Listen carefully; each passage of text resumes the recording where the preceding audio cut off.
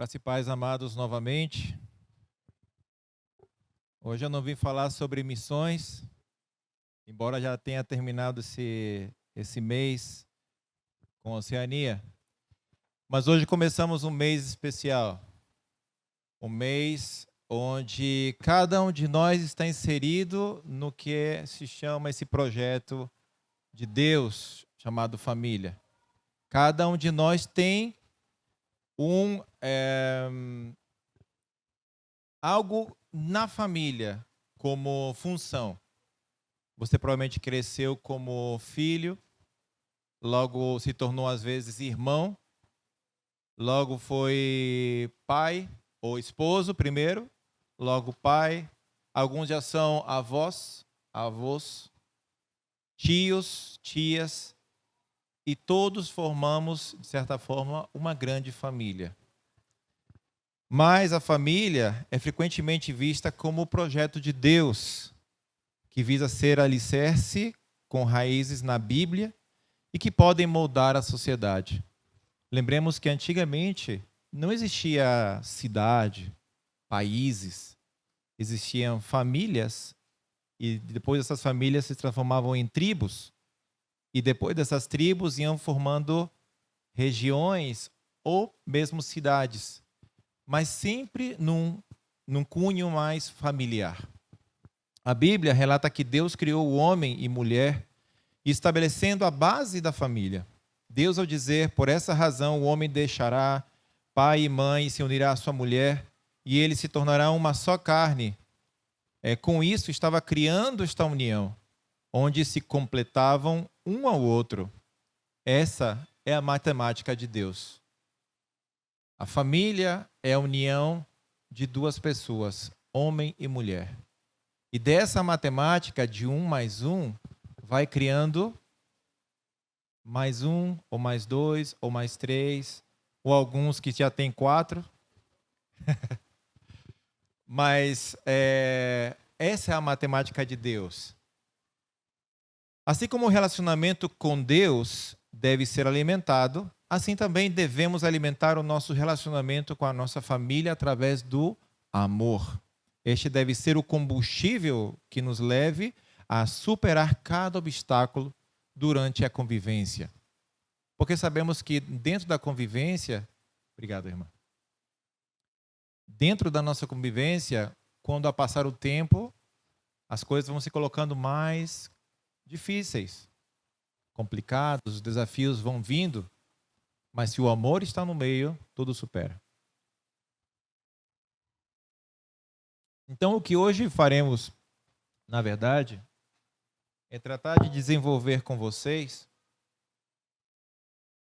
o que esse projeto, como desenvolvermos esse projeto que se chama família.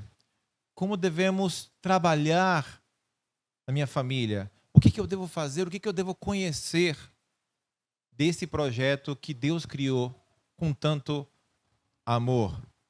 A primeira coisa que precisamos entender da nossa família, o que precisa a nossa família é de amor e respeito.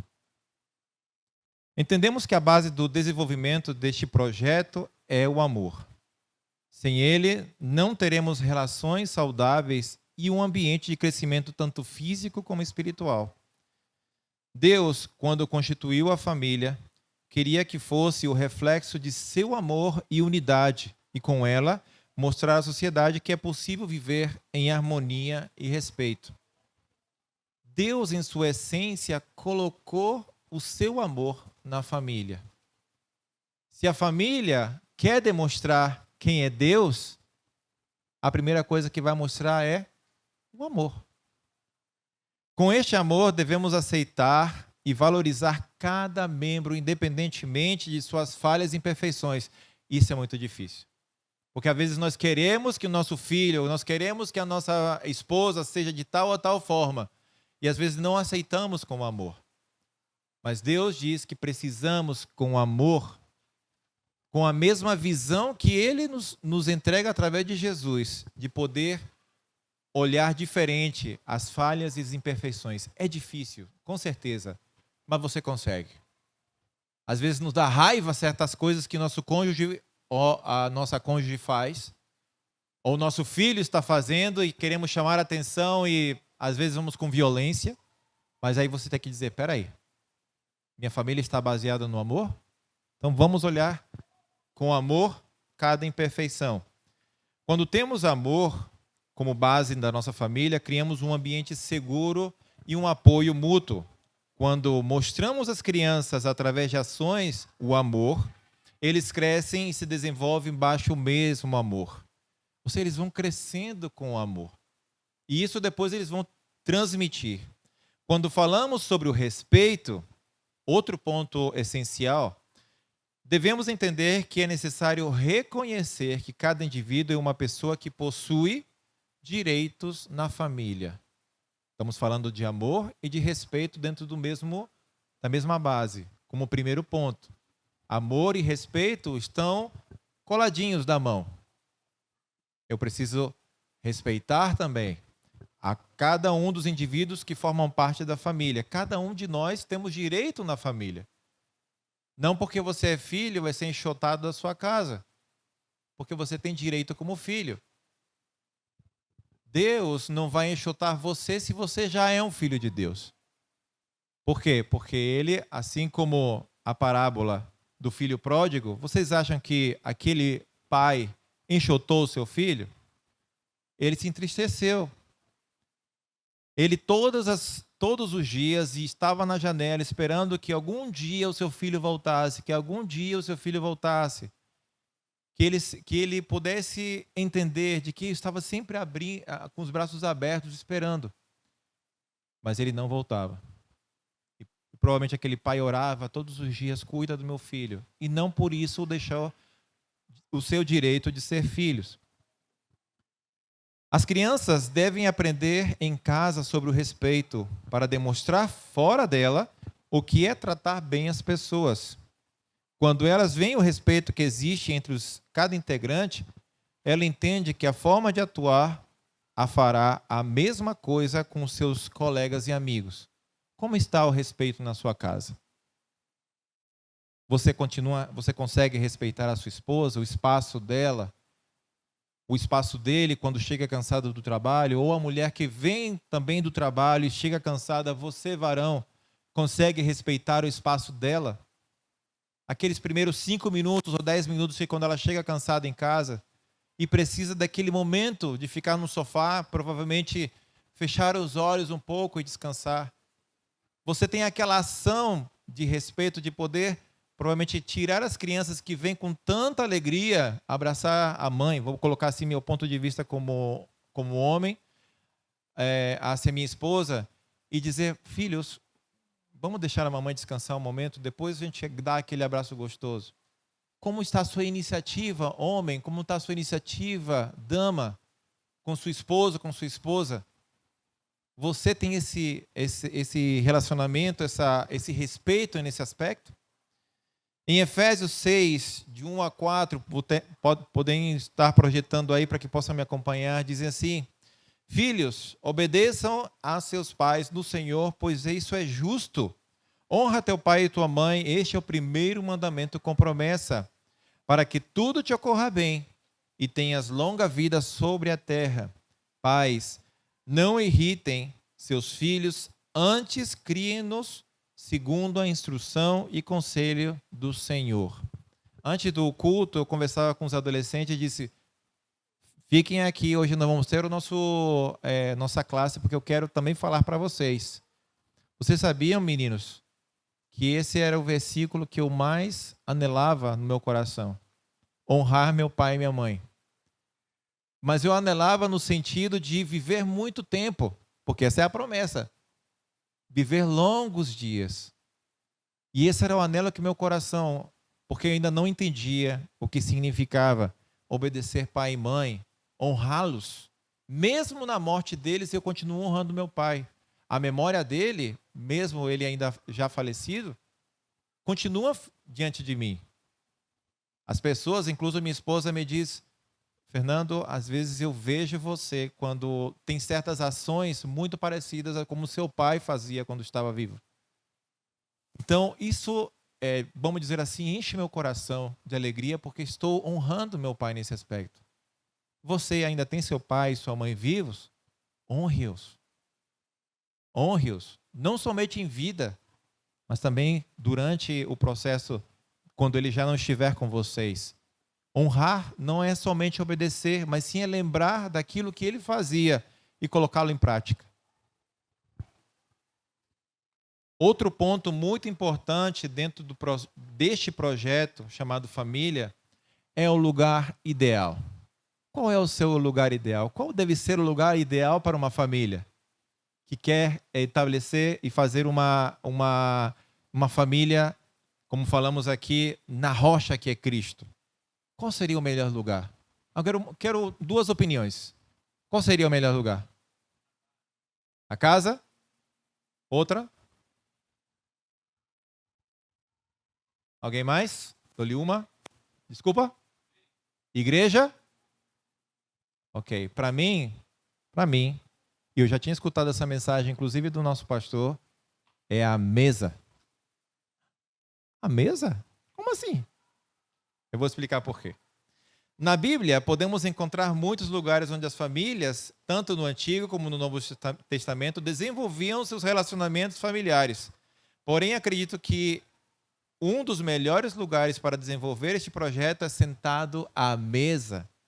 Sentado à mesa é onde podemos olhar os rostos de cada um dos que está sentado. É nela que podemos ver e perceber que o outro está sentindo. É onde as máscaras caem, é onde sinceridades aparecem.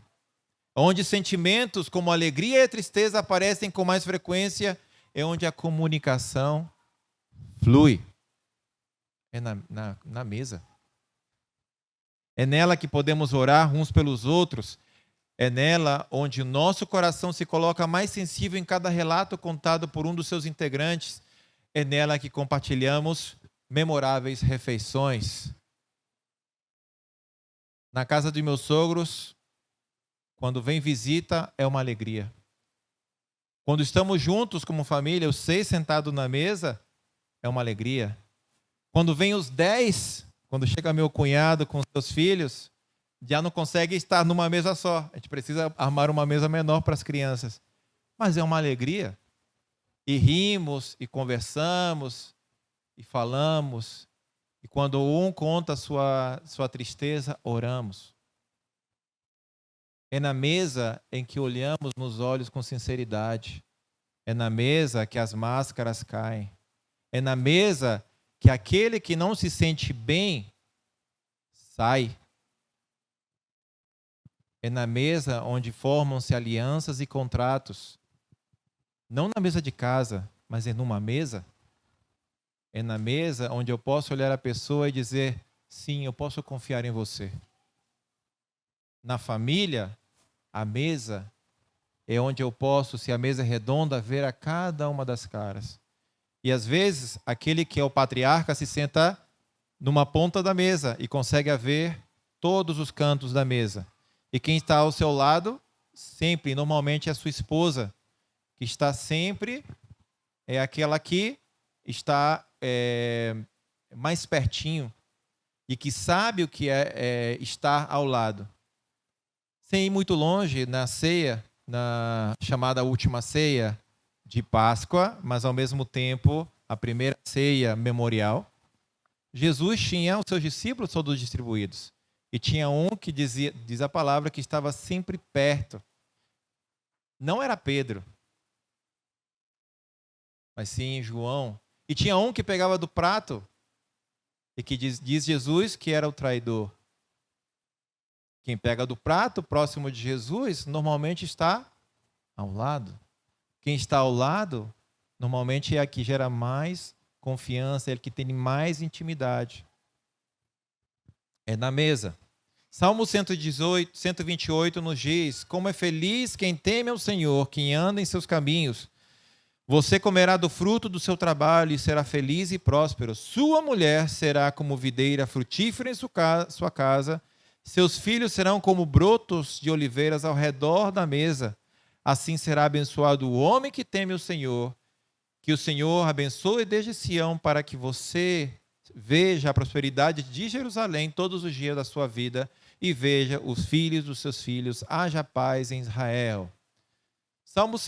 O verso 3 diz: sua mulher será como videira verdadeira e frutífera, frutificará em sua casa, seus filhos serão como brotos de oliveira ao redor da sua mesa. Ou seja, a mulher que teme ao Senhor será fonte de alegria e paz para o lar, contribuindo para o crescimento e bem-estar da família. No caso dos filhos, eles se desenvolvem ao redor do tronco principal, que é a família, e dele se alimenta, trazendo bênção e fortalecimento para o elo familiar.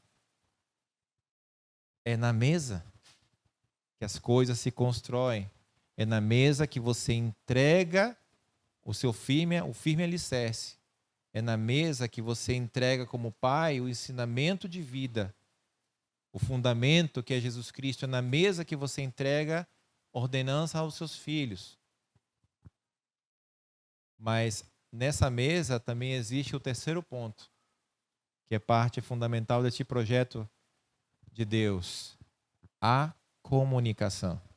Como anda a sua comunicação com seu cônjuge, com seus filhos? A comunicação aberta e honesta é fundamental para construir relacionamentos saudáveis.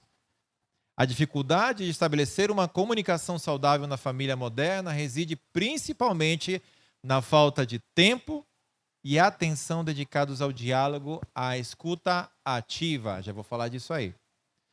A correria do dia a dia, o uso excessivo de tecnologias e as diferentes expectativas individuais e grupais podem comprometer a qualidade e a frequência na comunicação familiar.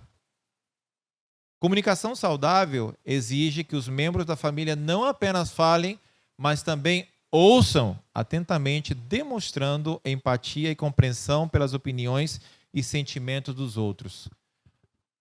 Quando estivemos falando sobre, na mentoria que Jussara nos comentou e fizemos, um dos pontos principais do aconselhamento cristão é ouvir, escutar. É poder escutar o que a outra pessoa está desabafando.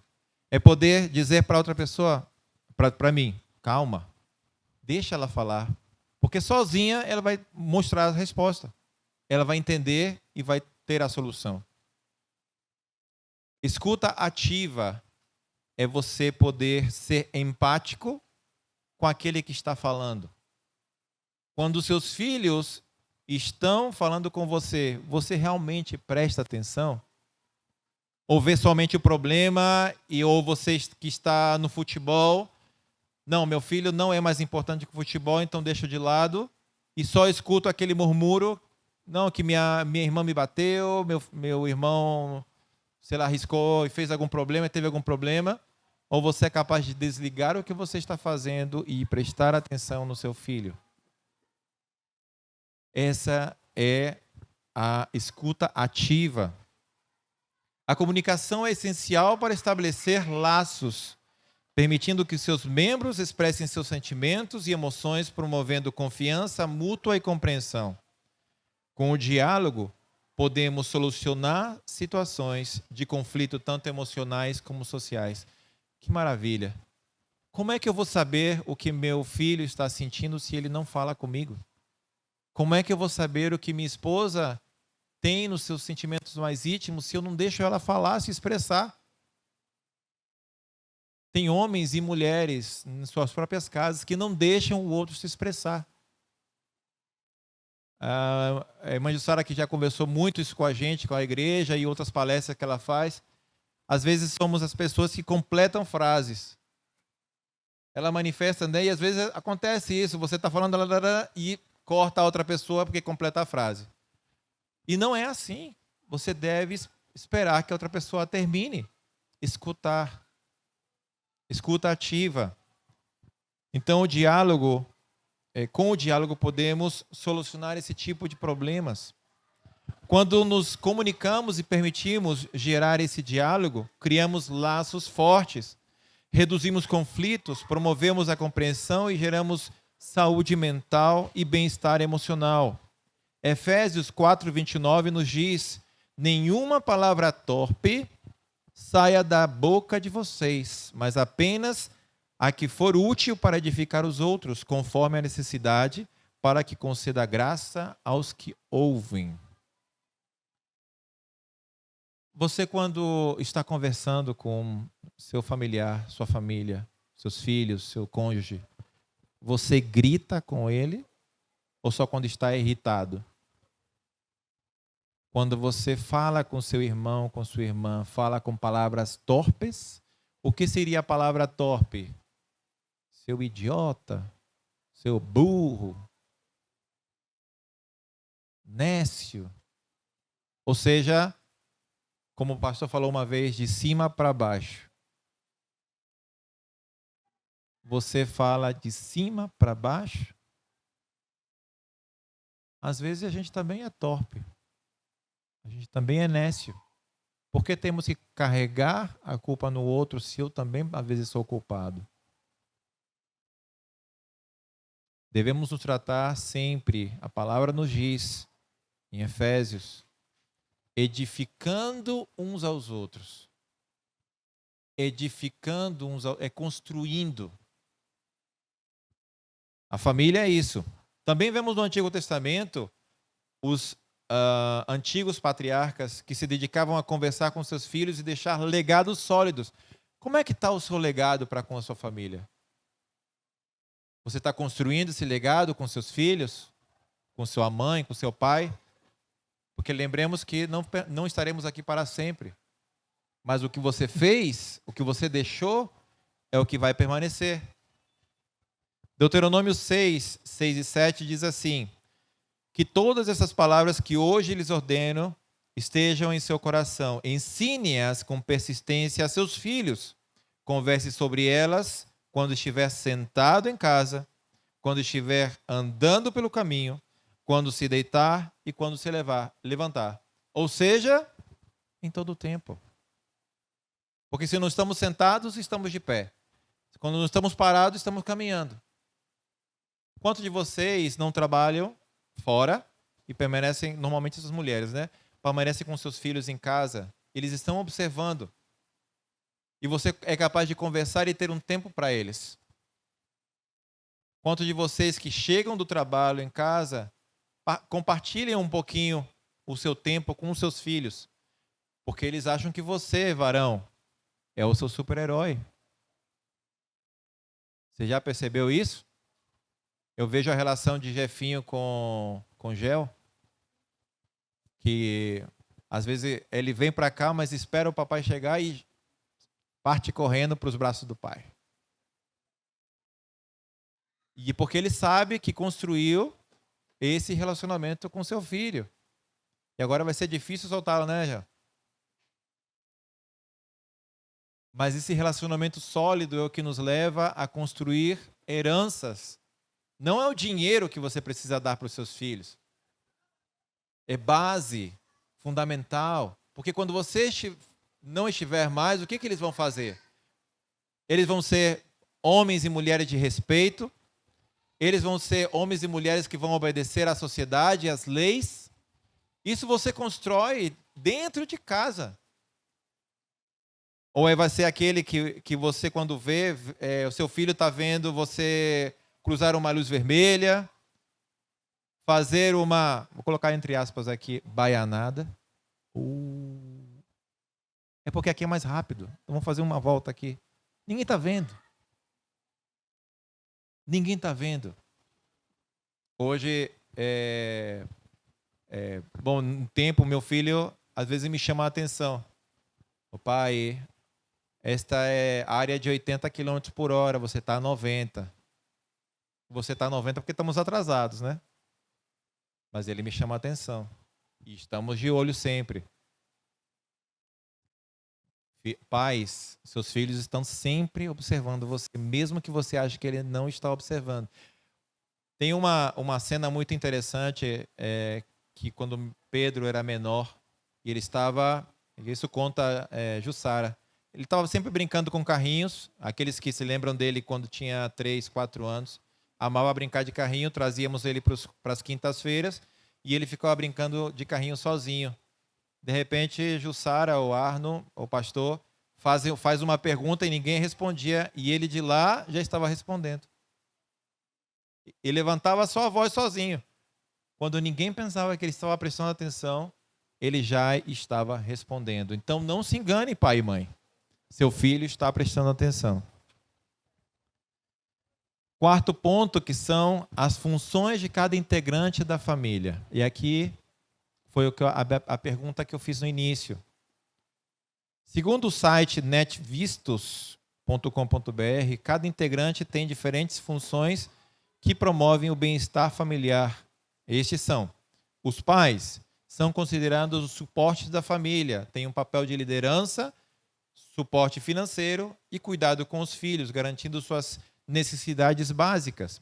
E no caso dos filhos, eles contribuem com a necessidade básica da casa, assim como a educação e respeito por cada membro da sua família.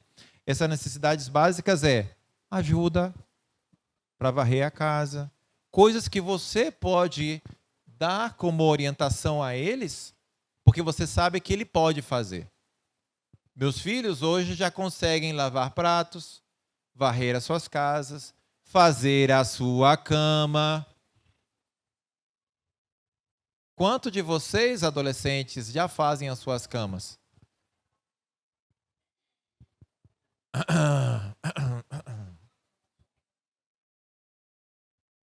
Ou tem que estar o pai e a mãe chamando a atenção? Filho, você não fez a sua cama hoje? Ou quando chegam da escola, tem para estudar? Não, mãe, não tenho nada. A professora não passou a matéria. Não passou tarefa para casa hoje. Hoje é só brincadeira. Aleluia. E aí quando vem depois, filho, tem uma tarefa que a professora mandou. Você já fez? Ixi, mãe, eu esqueci. Responsabilidade nos estudos. Pais e mães temos esse dever de controlar. Mas o filho tem a responsabilidade de estudar. Vocês não saem para trabalhar, mas sim se dedicam a uma só coisa: estudar. O respeito para com os seus pais é fundamental dentro da sua família. Você faz parte dela. Mas e a Bíblia? O que nos ensina? Maridos, aqui vem a lição para a gente. O que a Bíblia diz para a gente? Todo cuidado é pouco diante de responsabilidades que tomamos diante de Deus pelas nossas esposas. Efésios 5, 25 a 28 diz: maridos, amem as suas mulheres, assim como Cristo amou a igreja e se entregou a si mesmo por ela, para santificá-la, tendo-a purificado pelo lavar da água mediante a palavra, e apresentá-la a si mesmo como igreja gloriosa, sem mancha, sem ruga, ou coisa semelhante, mas santa e inculpável. Da mesma forma, os maridos devem amar as suas mulheres como seus próprios corpos. Quem ama a sua mulher, ama a si mesmo. Se você diz que se ama a si mesmo e não está amando a sua mulher, significa que você não se ama. Como é que está isso aí? Maridos, homens que já estão casados. Não estou falando aqui para os adolescentes agora, nem para os jovens que ainda estão para chegar a esse ponto. Mulheres, homens, como é que vocês estão, maridos? Estão respeitando? Estão amando?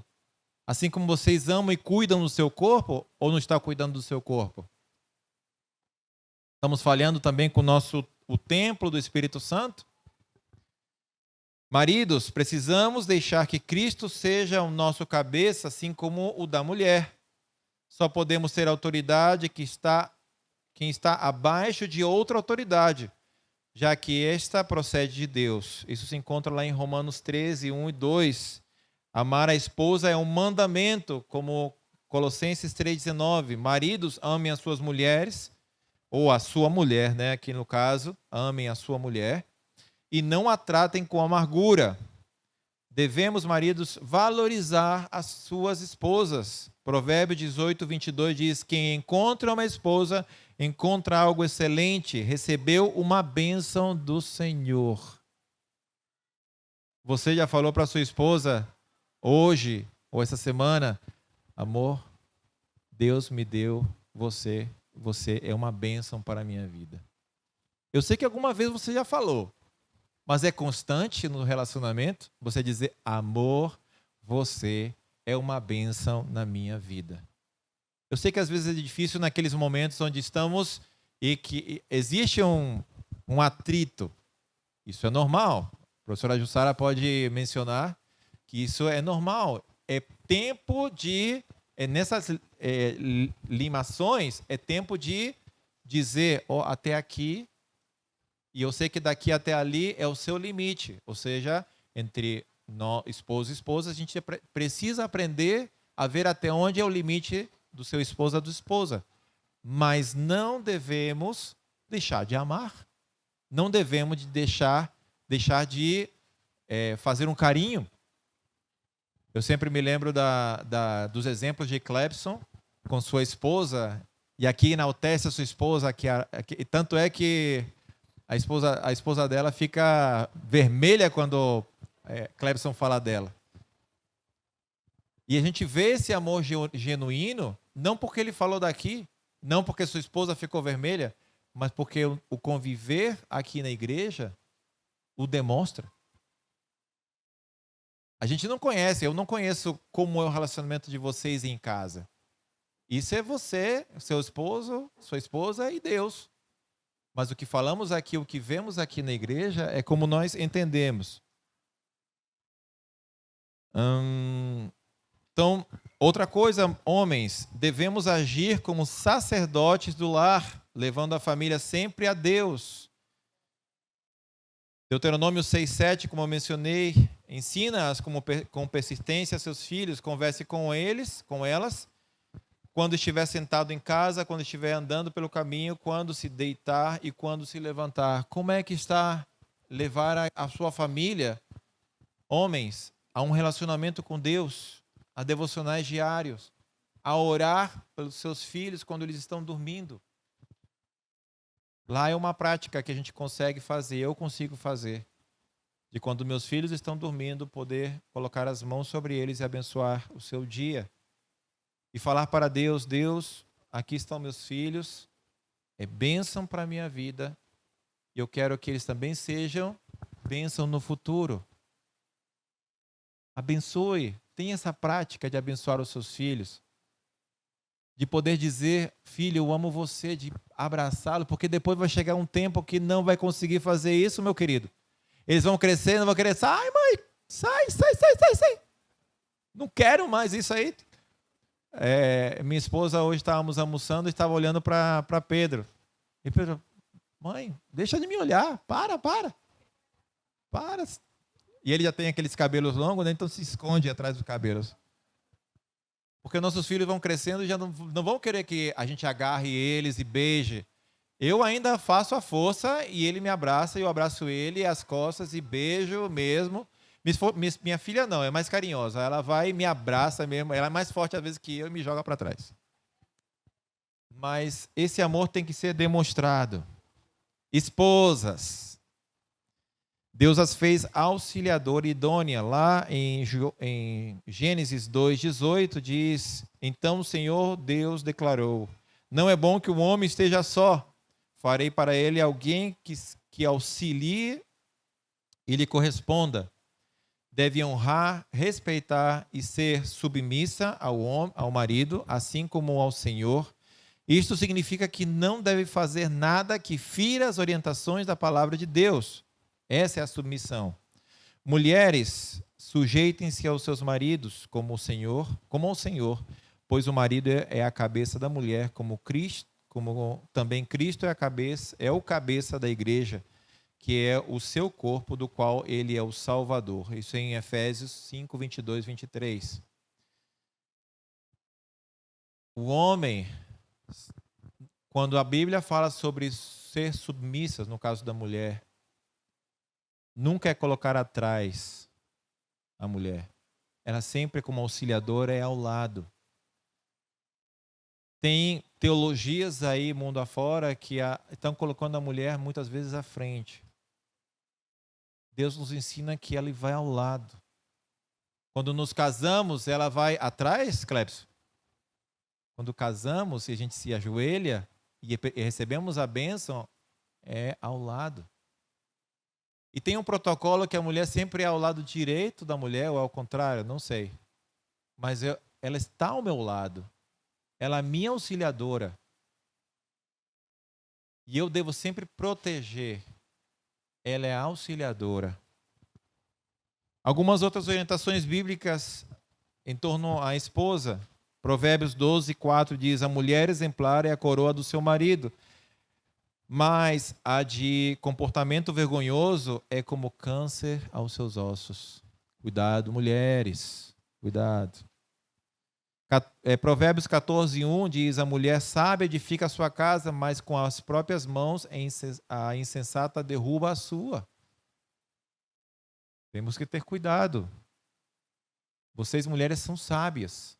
Deus colocou justamente ao lado do seu varão para poder ajudá-las a continuar levando o que é o projeto de Deus, a família.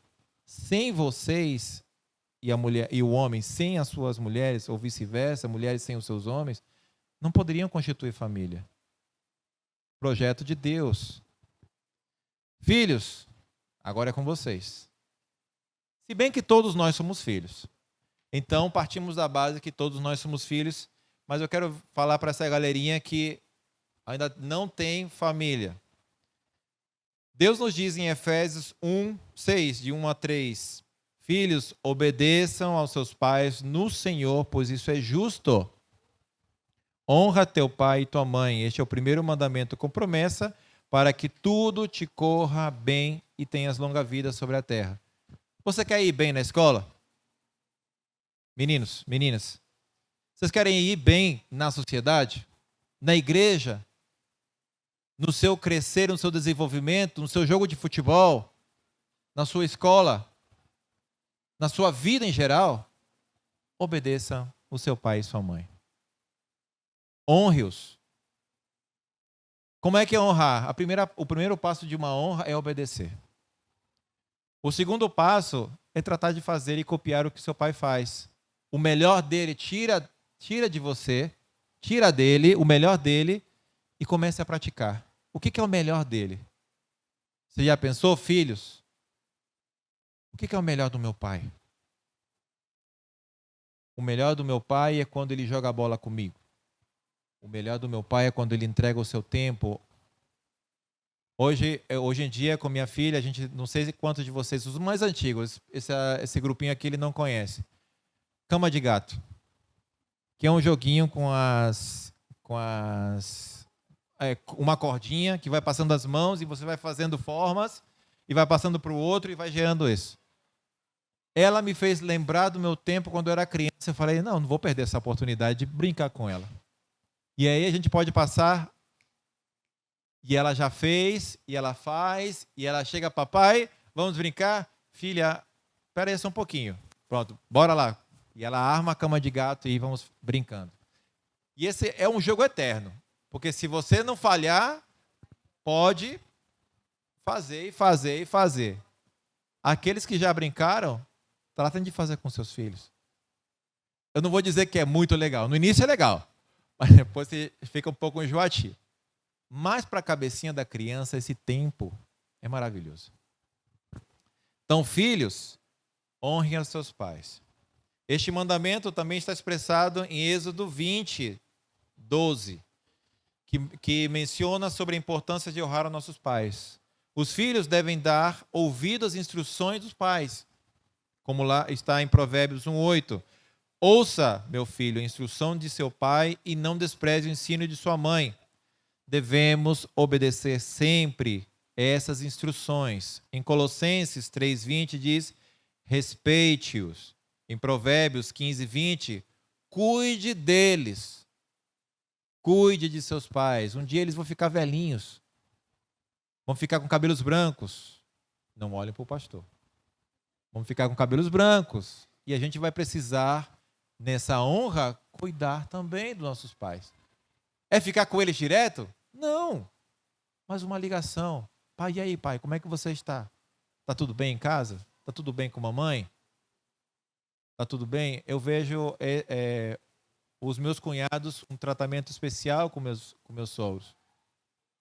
Porque é constante a conversa que eles têm. E quando não tem, é eles que chamam para os seus filhos.